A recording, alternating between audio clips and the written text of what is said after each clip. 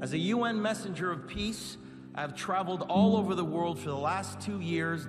I have seen cities like Beijing choked by industrial pollution, ancient boreal forests in Canada that have been clear-cut, and rainforests in Indonesia that have been incinerated.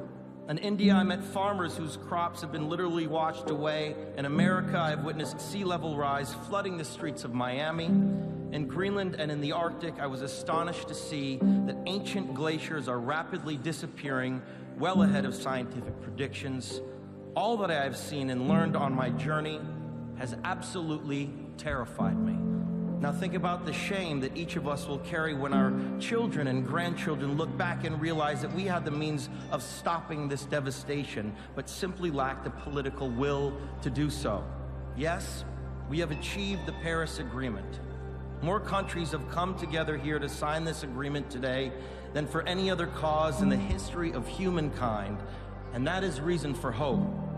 But unfortunately, the evidence shows us that it will not be enough.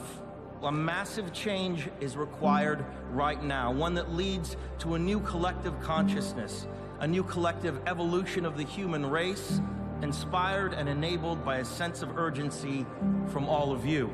We can congratulate each other today, but it will mean absolutely nothing if you return to your countries and fail to push beyond the promises of this historic agreement.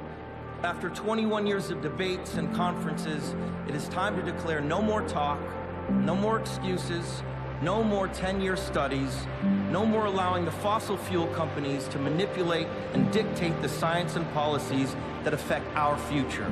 The world is now watching. You will either be lauded by future generations or vilified by them. You are the last best hope of Earth. We ask you to protect it, or we and all living things we cherish are history.